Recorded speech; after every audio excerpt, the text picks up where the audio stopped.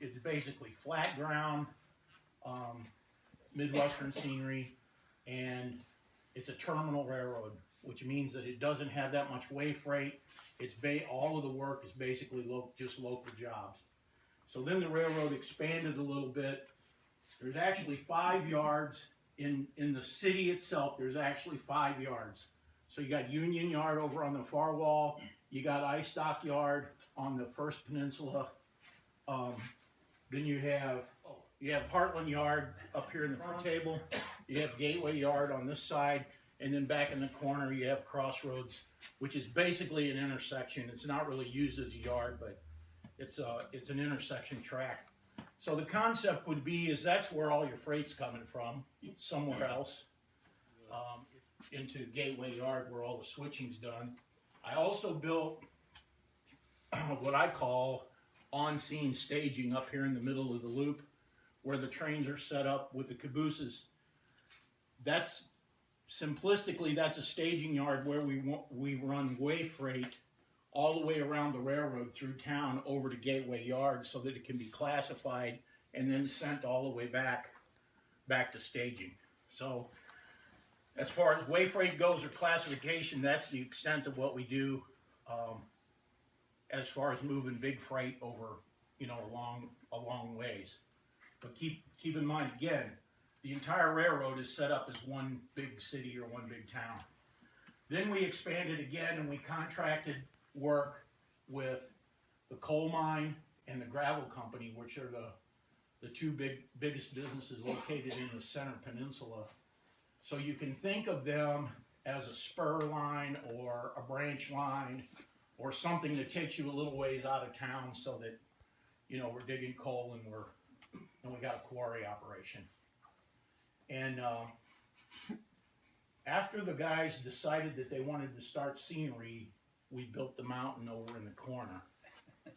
And the layout didn't have that corner section over there to begin with. But when all of my relatives come over, let's go look at the trains, all the kids come downstairs and we start running a train, and as soon as they came back into the layout, the kids weren't interested anymore because they're not allowed to run around and jump on the tables. So we decided we're going to make a loop. So now we got a loop through the tunnel, comes back up here, loops around the front table, and goes back through the tunnel again. So the kids can stand there and watch the train go around in a circle all day if they want. So that's where we started the scenery over there. And as you can see, we're working our way this way down this front table. When we get this finished, then we'll continue on around. And then in the meantime, I decided we want a river. So we built a river on the peninsula. Bob built us some great scratch-built hand trestle bridges there, hand-laid trestle bridges we put in, and then we did the scenery for the coal mine and the quarry over there. And the rest of it has kind of remained minimalist, so to speak, because we spend a lot of time just working the railroad, just operating. And it started out, there was a peninsula going this way, that one big peninsula going this way down the middle. Then I didn't like the yard over here.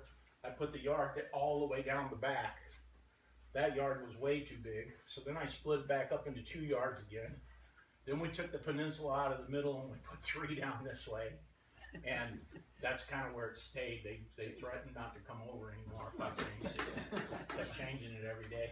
So the one thing that I think we all learned was the smaller peninsulas give you a lot more operation opportunity than one great big long, there's a lot more operation on this table and that table than there is on all of that table because it's just one long, city block, so to speak. Although you can spend all day working front table if you want to move all the traffic around. So there's a lot to do. If anybody wants to ask questions or run trains or whatever you want to do, we can go on from there. The last thing we did too was we now have power districts divided up. Up until last week, I guess, it was all one great big district. So if we had a short, the whole railroad shut down. I bought Tam Valley boosters and Tam Valley soft start equipment So we now have 4 districts set up, 4 power districts set up, and we're gonna work on the 5th one, being this yard over here. It'll eventually be isolated, this whole wall. It's hooked in with this peninsula right now, but eventually we'll get it separated out, and we wired it all up in one afternoon, turned it on, and it worked. It was the most amazing thing I've ever seen, because that's not supposed to happen. No. But That's cool. We had one small hiccup and it was really, found real fast. well, we you don't want to told talk us about that. a small hiccup. I mean, I figured we'd spend weeks trying to figure out what was